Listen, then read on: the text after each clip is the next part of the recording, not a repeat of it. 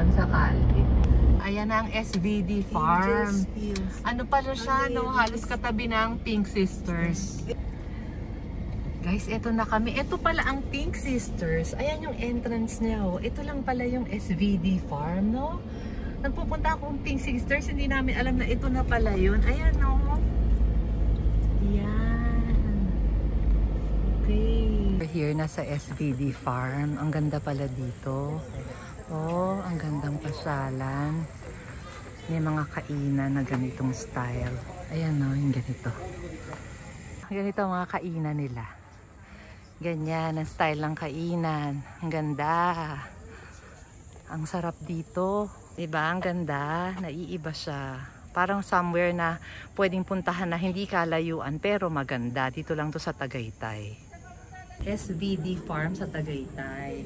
Alam mo, ano siya? Ngayon, first time ko makapunta dito. And maganda. Maganda siya, guys. Free entrance. Merong food din daw dito. Tsaka may parking na okay naman ang laki ng parking. Laki niya. Tapos may mga tindahan pa ng souvenir items nakita ko. At saka katabi lang siya ng Pink Sisters. Paglabas mo ng gate ng Pink Sisters, yung paakyat, yun na pala yun. SVD Farm pala yun. Tagal-tagal ko nang nagpupuntang Pink Sisters. Ngayon ko lang na-discover. Ito lang pala yun, guys. Hindi siya kalayuan. Nasa Tagaytay lang siya. May dinaanan kaming way from Las Piñas to Daang Hari. Papunta dito. Mabilis lang.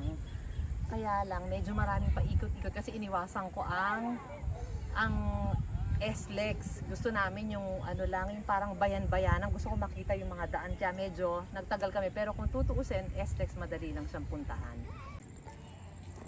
Talagang ganito yung mga gusto ko talaga. Nature, tapos mga ganyang mga site to, diba? Ito ang mga kainan. Ayan. Yan ang mga kainan. Diba kapatid, ang ganda, no? Ang sarap dito. Lalo na pag malamig. Pero kailangan tahimik. Silence, please. Ayan, nakalagay. Kakatuwa. Hinahanap lang namin kung saan kami o-order ng pagkain. Tapos ito parang may mga plants area pa sila. Yung tindahan siguro yan. I'm not sure. Oh, may chapel pa dito. Napaka ano ng lugar. Peaceful. Yung parang ang sarap na magmuni-muni ka lang dito. Tapos guys, ito. Ang maganda, mayroong CR. O kayang CR nila. Ayan, no? Ganda talaga. Totoo. Promise. Puntahan nyo to. Sayang pag hindi nyo mapuntahan. Kasi napakaluwag ng lugar. Napakalaki niya. Parang ang dami mong pwedeng areas na pag-anuhan. Yung pag-hangoutan. Ayan, no? Ganda, oh. Diba?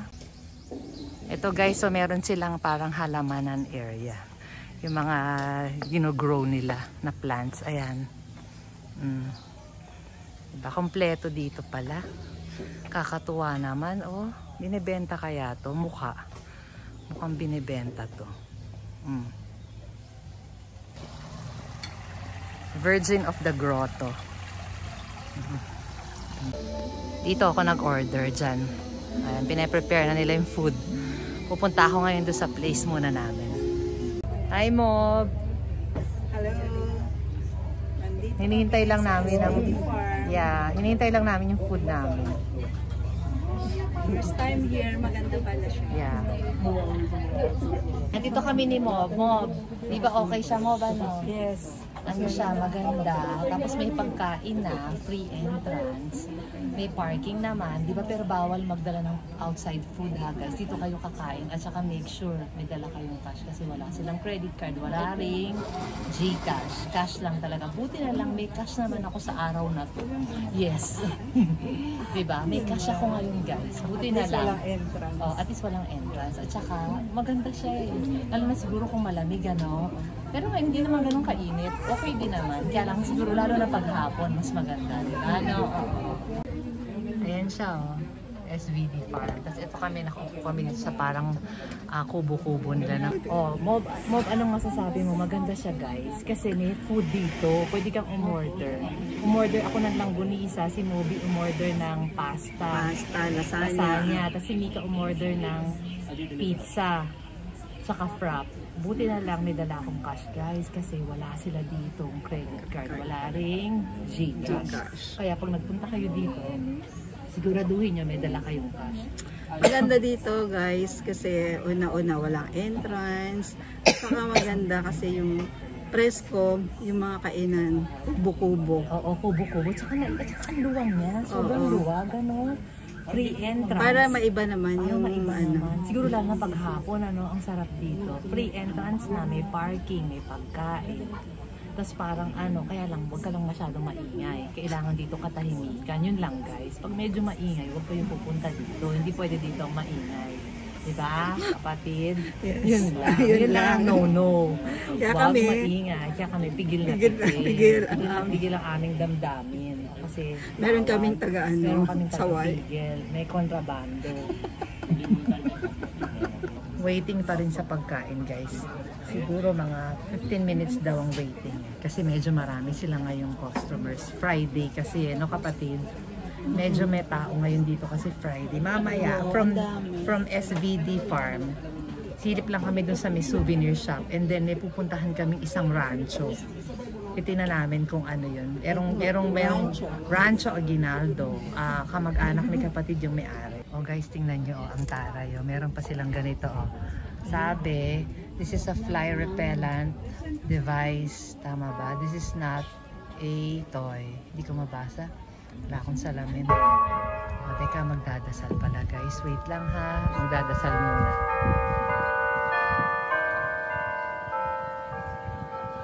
The angel of the Lord declared unto Mary. Ito guys ang menu nila. Yan. Check nyo. Pag gusto nyo punta dito, ayan yun. Ito naman, dito umorder ng food. Ayan. Pagka-order mo dyan ng food, dadali nila dun sa kubo mo.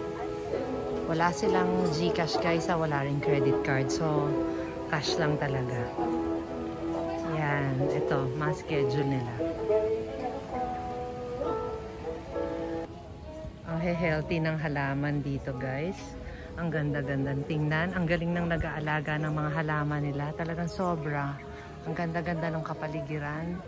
Oh, nature talaga. Sarap dito. Oh guys, ito ang rules nila pag gusto niyo magdala ng pets. Ayan. Ayan, your pets should wear diapers at all times while inside the farm premises. Ayan. Pwede naman magdala, kaya lang, ayan lang, i-follow nyo lang yan. Ito naman ang kubo policies nila. Basahin nyo. Ayan. Pwede pala magstay ng masyadong matagal, more than 3 hours kasi ma-charge ka ng 300 pesos per hour. Ayan. Dito kami kakain guys. Ito yung kubo namin. Pwede ka magstay dito for free ng 3 hours lang. Hanggang doon lang. After 3 hours, 300 pesos na per hour. For sure, tapos naman na kami kumain nun sa loob ng 3 hours. Oh guys, ito na food namin, no? Sinerve na ni Kuya. Oh, diba? Taray. Thank you, Kuya. Tapos ito, ano ba to? Ayan yung sa akin. Ito, langganisa yan, ano? Langganisa. Thank you, Kuya, ha? Yung frap na lang, ano? Okay, thank you. Ito food namin, guys, oh. Langganisa yung sa akin. Ayan, kimobi, lasagna. Kay Mika naman itong pizza. Kain na kami, guys. Tingnan natin ang food nila. Kung ha? Para saan ba ito? Paano ba ito ginagamit? I-on mo. Kasi ito, may dalang. Water is pwede na. Water guys is pwede. Bawal lang yung mga food talaga outside. Guys, ito ang chapel nila. Guys, so kaya lang hindi ako pwede mag-ingay syempre. Ang ganda, diba guys? Oh. Yan ang chapel nila. Oh, ang ganda. Buti na lang talaga nakapunta ako dito. Lagi kami sa Pink Sisters pero hindi kami nakakapunta dito. Ito talaga very first time ko. Thank you kay Beth. Nirecommend niya talaga to. Ganda nga. Kaya kayo rin guys, puntahan niyo to. Talagang maganda siya. Nature, tas may chapel pa, may food. Napaka-peaceful ng atmosphere. Tingnan nyo guys, itong mga upuan. Yan yung mga upuan na gustong-gusto ko, diba? Yung mga kahoy-kahoy. Ang ganda, oh. Diba? Ang ganda dito. Ang ganda ng chapel nila. Oh, meron pa silang kubo kumpisalan. Kubo kumpisalan. Ito ang kubo kumpisalan nila, oh. Mga upuan nila, ang ganda, diba? Oh, talagang dapat makita nyo to talaga. Maganda siya. Nakakatuwa. Meron pa silang Stations of the Cross, guys. Oh. Ayan. Ito, second station. Ayan, third station. Paikot. Paikot siya, guys. Ayan, na fourth station. Tapos meron dito magla-light ka ng candle. Ayan. 5 pesos per candle, pero parang wala ngayon. Ito, fifth station. Hanggang dun sa dulo. Ayan, paikot lang yan, guys. Tapos ito na yung chapel. Ayan. From here, guys, sa SVD Farm, pupunta kami sa isang ranch, sa isang kamag-anak ni Moby. Papunta kami ngayon sa Rancho Aguinaldo. Saan yun? Sa Alfonso, Cavite. Tingnan nyo, guys, ang ganda ng dinadaanan namin. Para kaming hindi nasa Cavite, parang nasa mas malayong probinsya ang itsura, no? Hindi mo akala itong Cavite, napakalaki. Diba? Ang dami niyang mga lusutan, ang daming daanan, ang galing, ang ganda. Solong-solo namin ang daan. Tingnan mo, papunta sa Alfonso sa Rancho Aguinaldo. Talagang kung san-san tayo nakakarating mo. Tingnan mo, oh. Sana ba to? Rancho Aguinaldo, nasan ka? Nasaan si Rancho Aguinaldo? My God. So nawala kami, guys. Yung dulong-dulo na pinuntahan namin, dead end. Kaya ngayon, ewan ko saan kami pupunta. Ayan, sige. Tingnan natin kung saan tayo makakarating. Yes, finally! Nasa Rancho Aguinaldo na kami. Yahoo! Ano kayang meron? Oh, Rancho Aguinaldo, nandito na kami. Tingnan natin kung anong meron sa loob.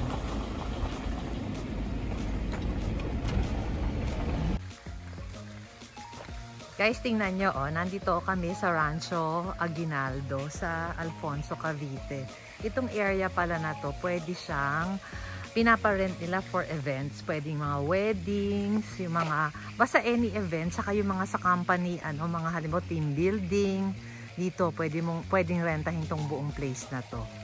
Ayan, guys, dito lang siya sa Alfonso, Cavite. Oh, may kabayo dito. Rancho kasi, syempre, kaya may kabayo. Ang ganda. Part to ng Rancho Aguinaldo. Ayan.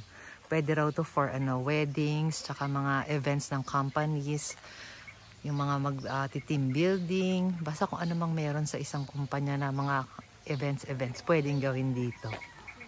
Eto, guys, oh. Ayan. Rancho Aguinaldo, hanapin lang sa FB page nila, nandun, kung gusto nyo halimbawa mag-inquire. Ang ganda, no? Yan ang loob ng Rancho Aguinaldo. Pwede siyang rentahan. Pwede siyang ma-rent, guys. For events. Weddings, kung ano mang event or mga company, team building, mga ganun. Ay, opo. Can cook as well. Yung vegetable. Oo, kompleto. Ito Rancho Aguinaldo. May swimming pool. Oh, guys. Oh. Ang galing. Kalamansi, we have rambutan. Asan rambutan? Ito po. Walang bunga pa. Yung nasa likod may bunga kasi hindi pa siya pwede. Kuha ka lang ng kuha? Pwede ba yun? Ano na siya? Mahinog na siya. Masarap na siya. Ayun na ano siya. Ito matamis po itong mangga. Ano ito? Kahit maliliit pa na yan? Ayaw. Parang gusto kong tumira dito, ah. Ganda, oh.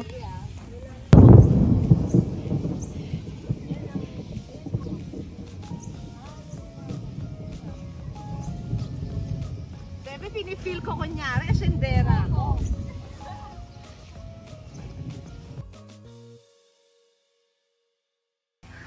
Camping, glamping area, o, diba? Ang taray, oh. Galing dito, ah. Pagka yung mga campers, umuulan, dyan na sila. Ganda ng area talaga. Perfect. Diba? Mga events. Perfect. Tsaka mga camping pala. Bonfire pwedeng gawin dito daw.